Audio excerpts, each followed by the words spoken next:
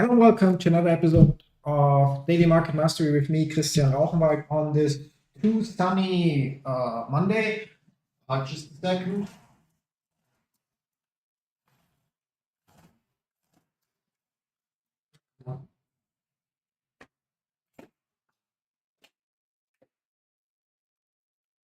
Okay, much better. So again, hello and welcome to another episode of Daily Market Mastery with me, Christian Rauchenwald, on this sunny Monday. I hope you all had a great weekend. As always, before we jump into the markets, let's first get the usual disclaimer out of the way.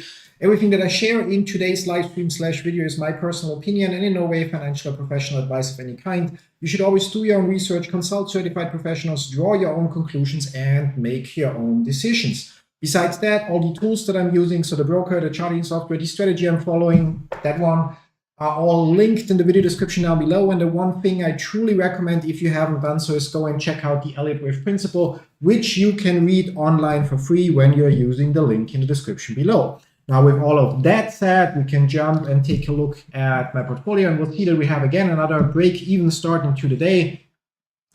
Nothing changed in the portfolio since last week. We still have 600 GameStop shares mostly, so our biggest position, against which we have the $30 covered calls that expire in January written, and we have exposure to COS, Neo, Immersion, Barnes & Noble Educational, a few positions that we don't monitor too actively or that already went wrong, and Novavax and Grab. Yeah.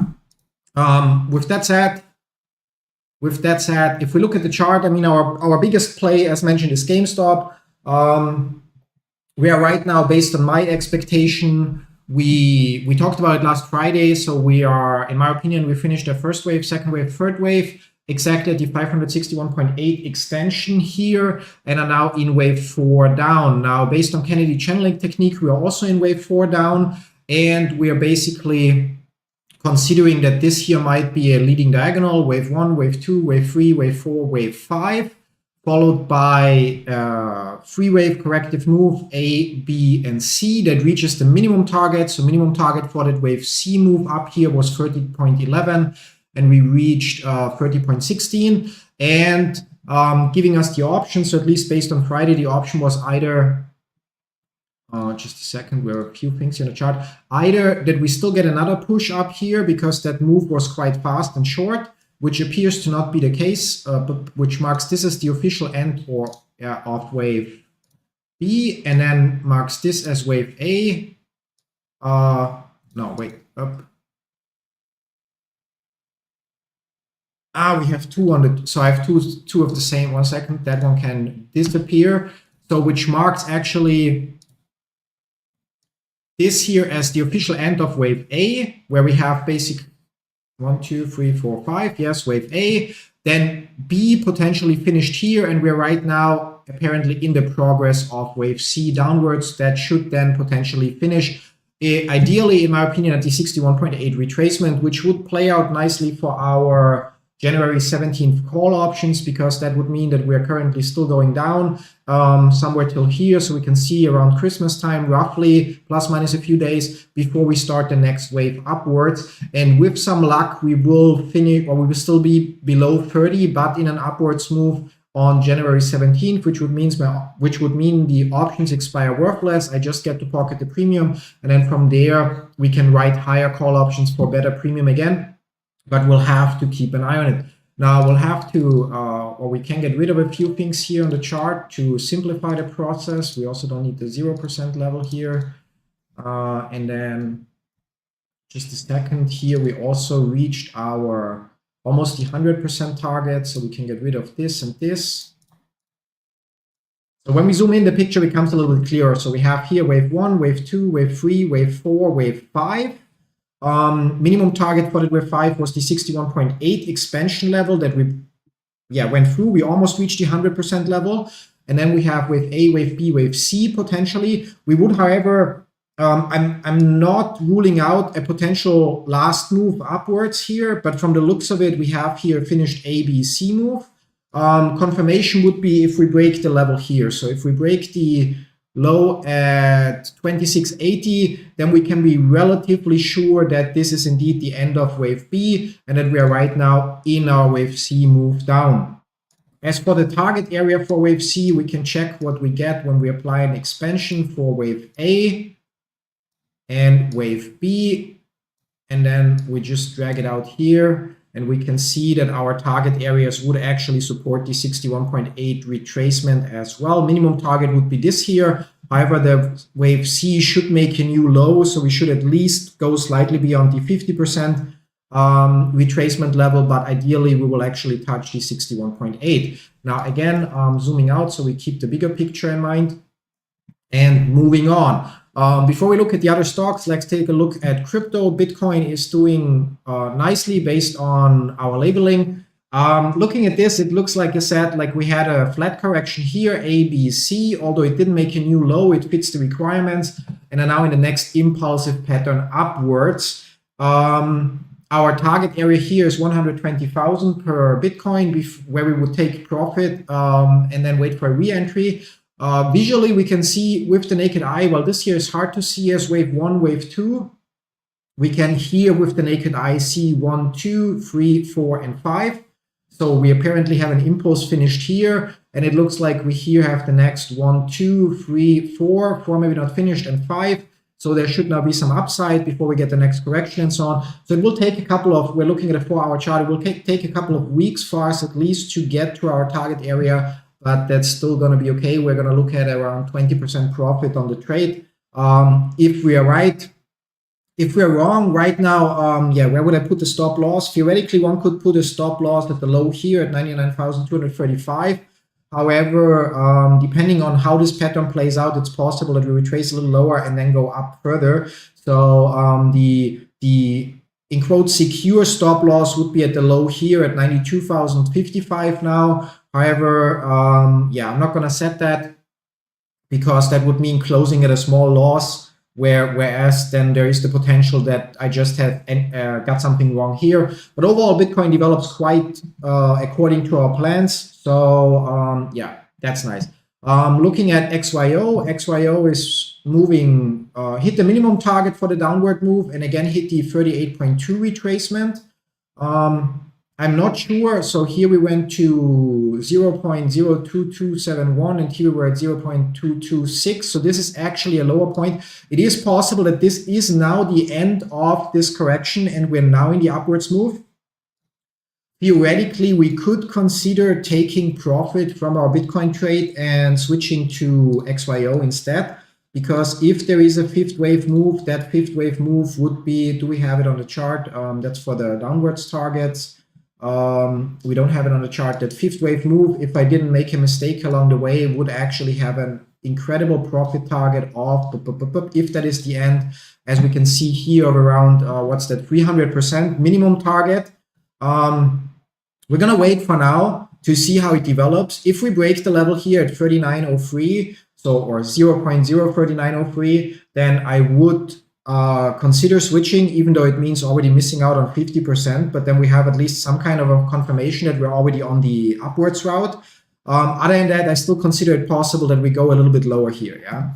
XRP, as mentioned, we are expecting a couple of weeks of sideways movements to break out here. Because we would nicely bounce at the 361.8 extension level here for wave 1, 2, and 3. So we're also staying out of this for now. And storage, are we going to, I believe, I mean, we reached one minimum target here for this 1, 2, 3, 4, 5, but we're still missing the minimum target for this big either A, B, C move. So that would be here, the 81 cents mark. Or this could also be 1, 2, and wave 3, in which case the target would be even much higher. Although we're looking at a weekly chart, so we're talking about a couple of months for this to play out, where I personally would get out at 80 cents of my StorJ holdings and then move on from there.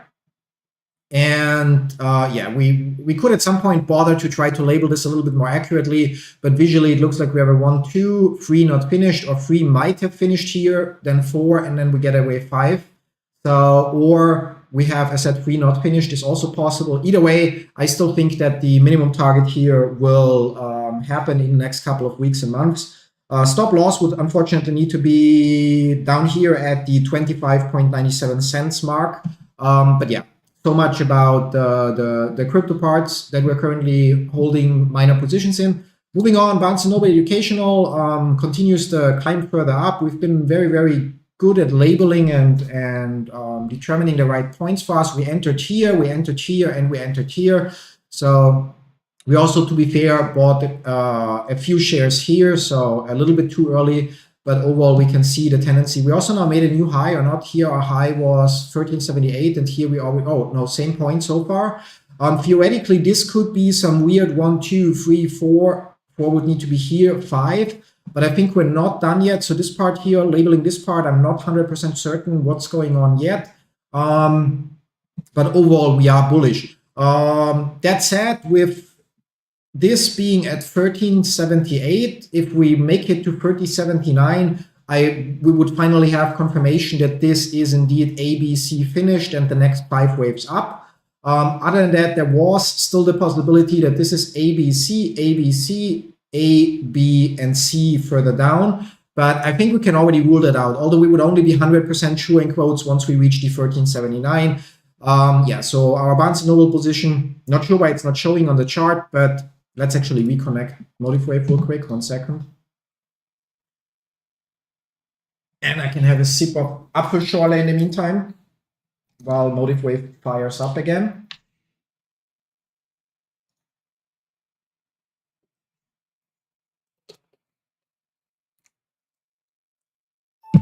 So here we are again. Do we get our positions to show? No, still not. Okay, weird. Yeah, but so now we broke the 1379, or not yet, still 1378.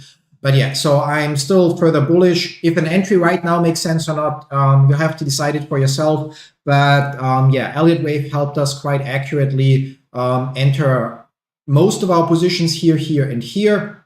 Again, some of it early because I miscalled this corrective wave. I thought this would already be ABC. Turned out it wasn't. This is ABC.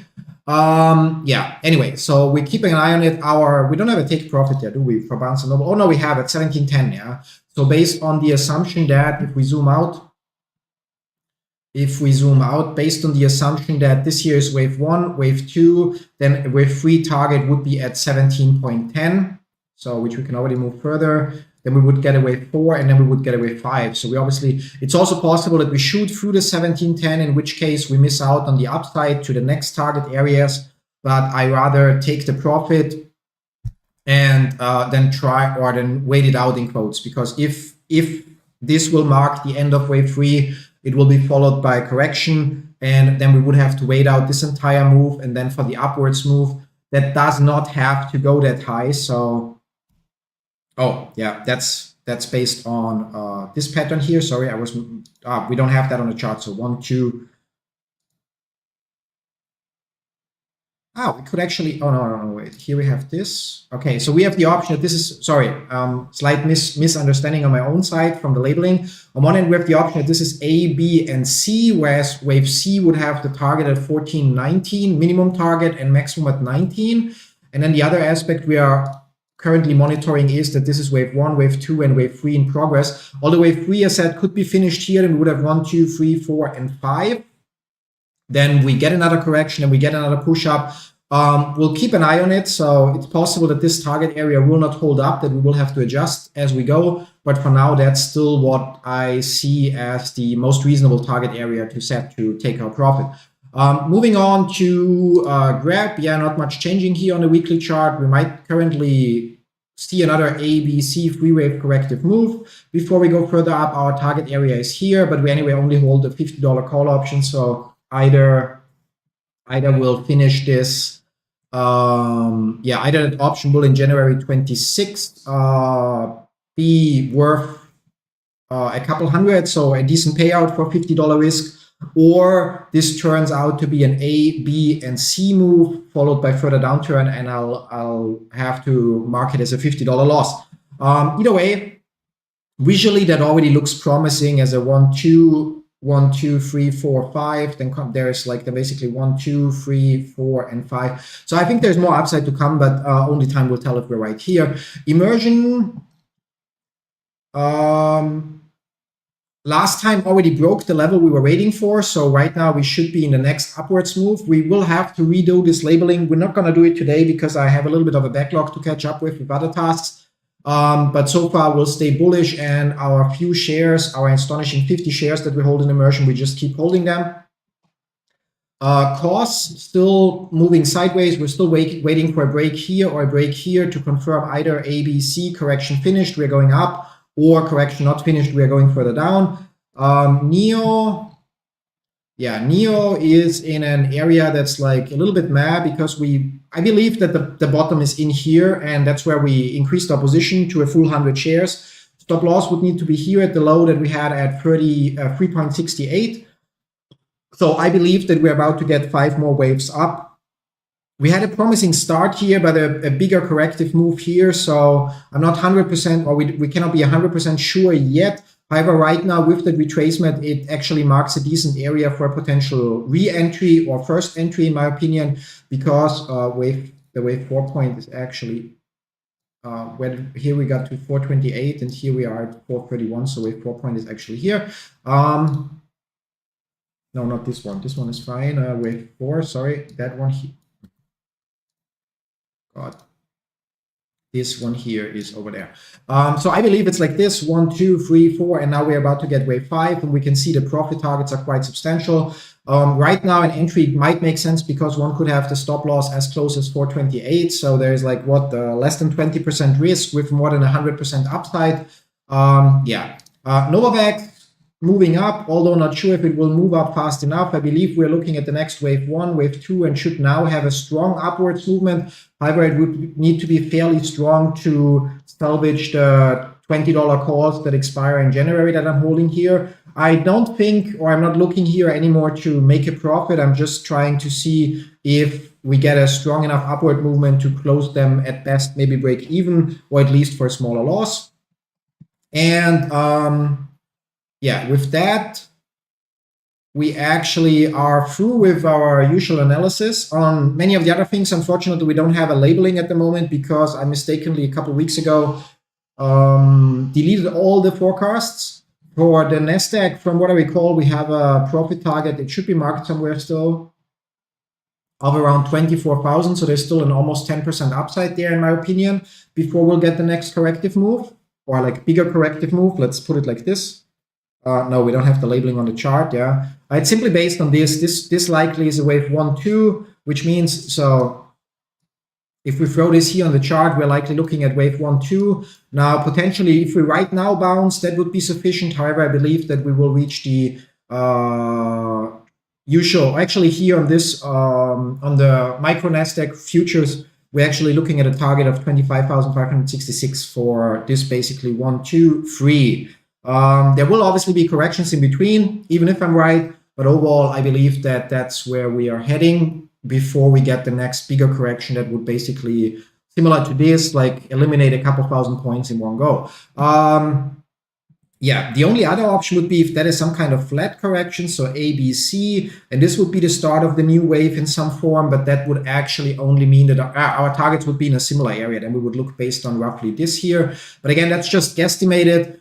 Because we don't have a full labeling on the chart because I mistakenly deleted it. Yeah. Now, I would love to look at more things, but we don't have any spare cash right now to make extra positions. And our biggest exposure is GameStop, where we have a, in quotes, clear pattern, how we believe it will play out. So I think that's it for today. I'm going to keep an eye on GameStop, of course. I said I expect the downward move, and it would be beneficial because it would mean that the calls that I'm holding. Hello. Now my browser is about to die. Yeah. So the calls that I'm holding would then be so price range. Yeah. Would then basically, if we finish around 24, Yeah, anything below 30 actually. So that's the whole point. So if we stay below 30 until here, January 17th, they expire worthless, which means I can just pocket the premium that I received, the $2,800 in premium, and I can sell new covered calls. It will only be a problem if we finish above 30. And so the question, or what I'm speculating on, is that we basically make it down to 24.43, ideally by, let's say, the 25th of December, roughly. So if that were the case, let's see, 25th or 28th. Let's go with the 28th. We can see that the curve looks like this. So if we make it to 24, we can see that I could close out the option and basically realize almost 2/3 of the profit. Yeah, actually more than 2/3 of the profit.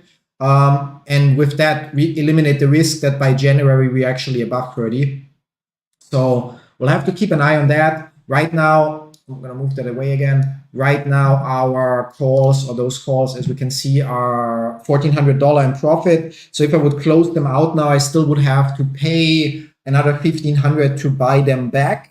Whereas if we wait a little longer and the price keeps declining, then we might be able to either just hold them till expiration to pocket the full $2,800, or buy them back for maybe $800 or $600 actually, ideally. So to then just like close that trade and wait then for the upwards movement that I expect afterwards for to write new call options. Yeah. Anyway, I think as said, that's it for today. So let's push that magic button to remind you again: like, subscribe, enable notifications. I hope you were able to take something away from today's episode of Daily Market Mastery. And then see you tomorrow, same time, same place, for another episode. Till then, bye-bye.